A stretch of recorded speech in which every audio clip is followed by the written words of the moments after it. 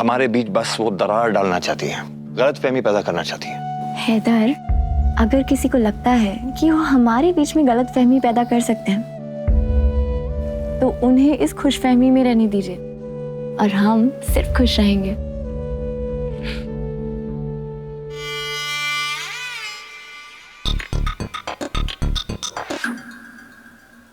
दावत को रोशन तो आज हैदर के सीने की आग करेगी। मुझे तो बस उस लम्हे का इंतजार नहीं हो रहा है जब हैदर इस सड़क छाप लड़की को उसके नाम की ओढ़नी पहने देखेगा।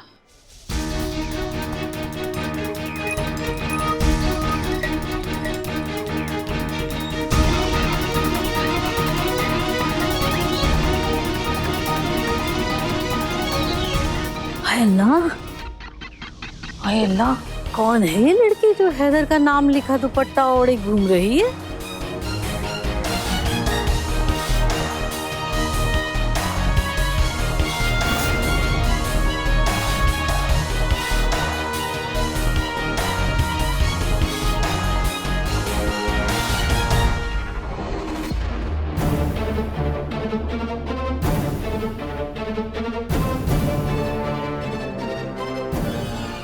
खुदा खैर करे, राहत साहब कहाँ बीच में सीना चौड़ा करके शहीद होने चल पड़े हैं।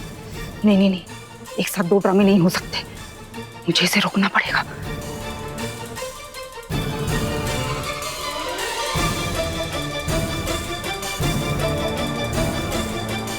सुनो बेटा, मुझे तुमसे एक बहुत जरूरी बात करनी है। आओ तो सही।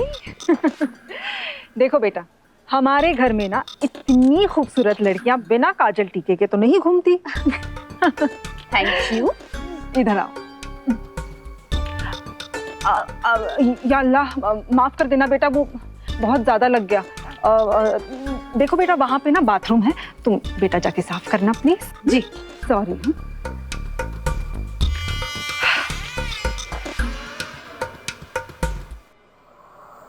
ये छोटा सा तोहफा तुम्हारी छोटी अम्मी और मेरी तरफ से।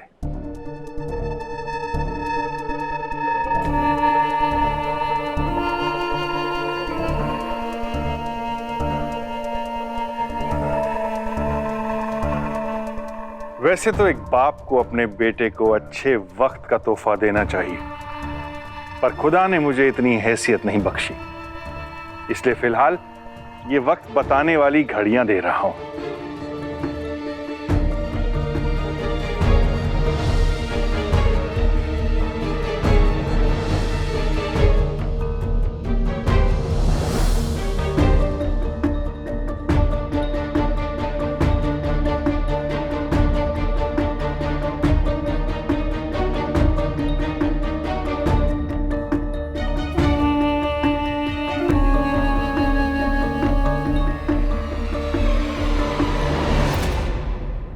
जानबूझकर किया ना तुमने?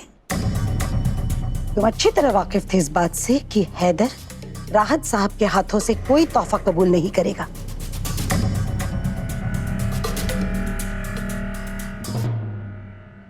तोहफे देने को आपसे सीखा है अब्बू जी, इस तोहफे को इनकार कैसे कर सकता हूं? घड़ियां तो काफी महंगी लगती हैं। तोहफे से याद आया, एक खास चीज है आपके लिए जो मुझे आपको देनी है। आइए ना मेरे साथ।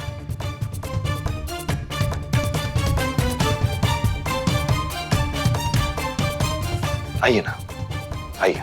अरे आइए ना, कम बेटा, चलिए इस घड़ी को और यादगार बनाते हैं।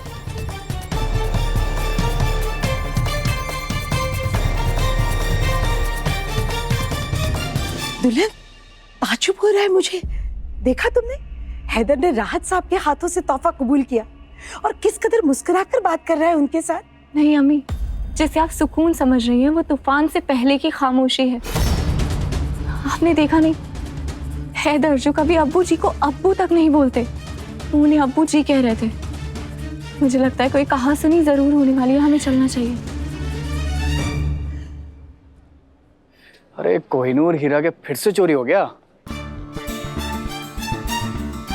अरे दादी अम्मी, ये 100 साल पुराने घुटनों पर प्रेशर क्यों डाल रही हैं आप जा कहाँ रही थी? आपके टीवी सीरियल देखने का टाइम हो गया क्या? अरे महा एपिसोड तो हमारे घर में चल रहा है। चल जल्दी से मुझे हैदर के कमरे में ले क्या चल। बात कर रही हैं आप? चल चल। कितना खूबसूरत तोहफा दिया है अब्बू जी ने हमें आज के मुबारक दिन पर।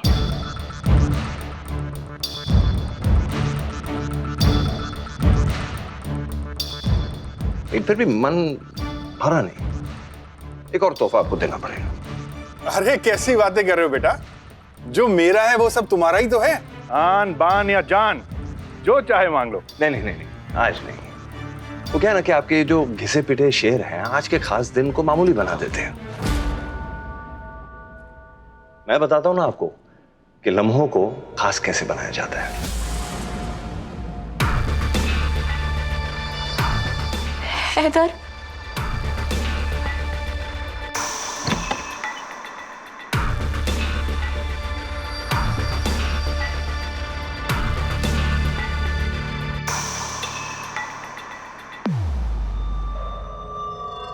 अरे ये सब क्या है?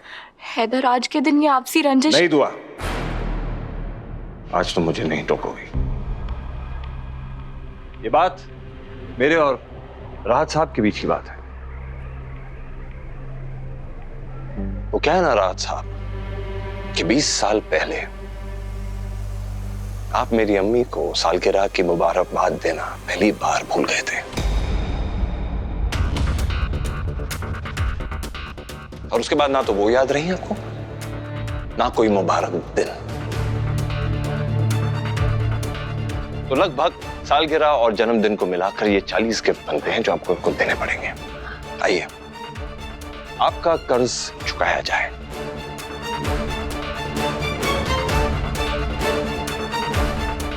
क्योंकि मैं आपके ये तोहफे तब तक कबूल नहीं कर सकता जब तक आप खुद मेरी अम्मी को मेरे सामने ये 40 तोहफे नहीं दे सकते।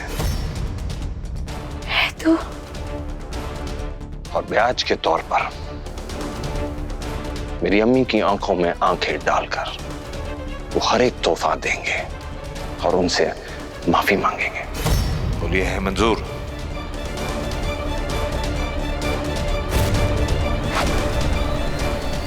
ये कैसी उटपटांग शर्त है हैदर? मुझे कोई तोहफा नहीं चाहिए। नहीं अम्मी, आपने अपने सीने में अपनी उम्मीदें दफन करने की आदत डाल ली है, लेकिन मैं अपनी अम्मी के आंसू देखने की आदत नहीं डाल सकता। जल्दी कीजिए राहत साहब, मेरी अम्मी 20 साल से आपका इंतजार कर रही हैं।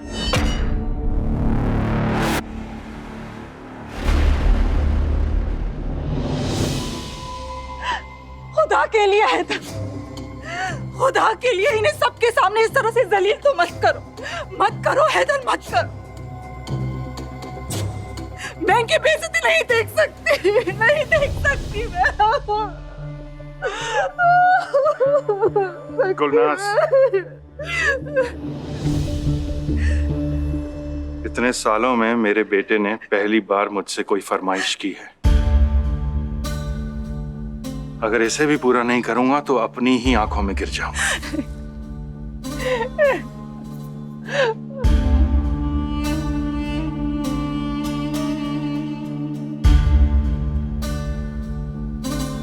मुझे माफ कर दो हीना। तुम्हारी उम्मीदों पर खरा ना उतरने के लिए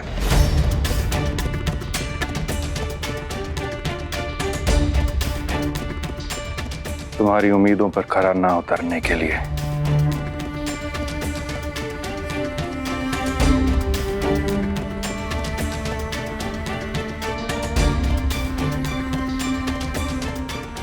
मुझे माफ कर दो हीना। उन तमाम जिम्मेदारियों के लिए जिन्हें निभाने में मैं नाकाम रहा। उन तमाम जिम्मेदारियों के लिए जिन्हें मैं निभाने में नाकाम रहा।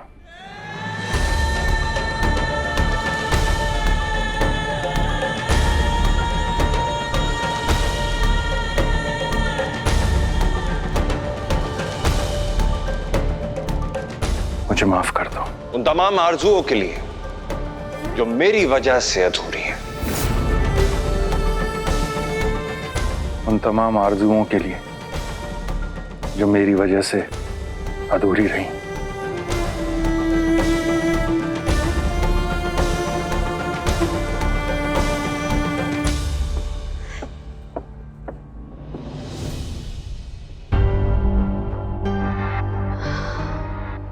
बेबी डॉल ने भी सबके सामने कह दिया कि मेरी पढ़ाई का खर्च उनके खानदान वालों ने उठाया है। तभी सब मुझे ऐसे घूर के देखकर बातें कर रहे हैं। अरे मैं बता रही हूँ, हैदर ने चुपके से दूसरी शादी कर ली है। अरे हाँ, तभी तो उसके नाम की ओढ़नी पहनकर खुले में घूम रही है लड़की। अरे खाला, आपने कुछ खाया नहीं अब तक? चलो चलो चलो, मैं आपको कुछ खिलाता हूँ। अरे बिरयानी आप खा कर देखो, बहुत बहुत। अरे खाने पे नजर तो डालो, इधर आओ तो। चलो चलो आ जाओ। बुआ को खुदा हाफिज करके निकलती हूँ यहाँ से। भाई कहाँ हो आप? लड़की यहाँ से निकलने की फिराक में। बस 10 मिनट में पहुंच रहा हूँ, उसे वहीं रोक कर रख। हाँ भाई।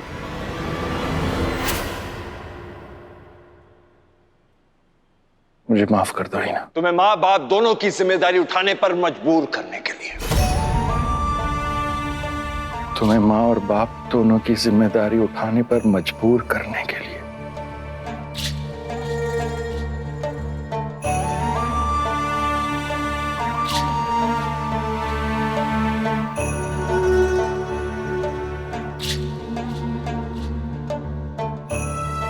अब आपका ये तोहफा मैं कबूल कर सकता हूं। आओ दुआ।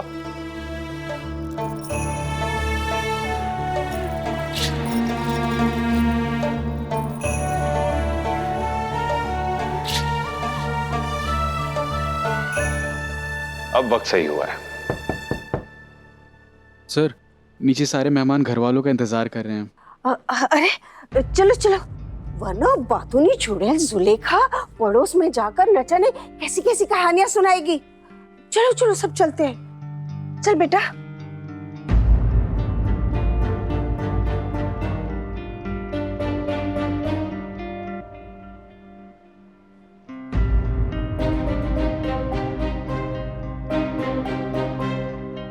अम्मी, अब और आंसू नहीं अम्मी। बात मत कर तू मुझसे। क्या जरूरत थी सबके सामने अपने अब्बू को इस तरह नीचा दिखाने की?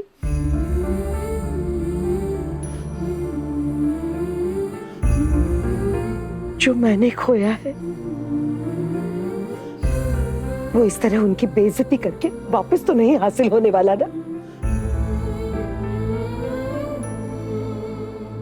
ये बात आपकी सही है अम्मी कि जो खोया है दोबारा हासिल नहीं हो सकता, दोबारा नहीं पाया जा सकता उसे। बस इसी बात की तसल्ली है मुझे कि कम से कम जो खोया है उसकी कमी का एहसास सिर्फ हमारा ना रहे।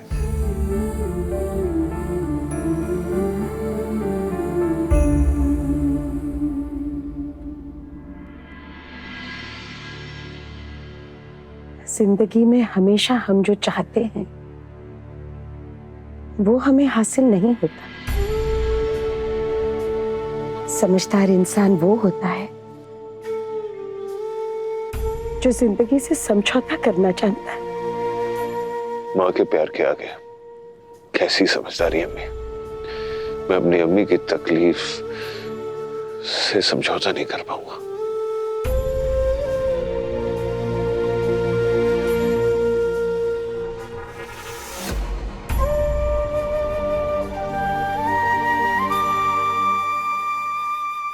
हमारी जिंदगी की खुशी और गम तुम्हारी हिस्सेदारी के बगैर अधूरी है। बस ये है मेरी छोटी सी दुनिया जो भले ही पूरी ना हो पर मुकम्मल जरूर है और इसमें किसी गैर के लिए कोई जगह नहीं है।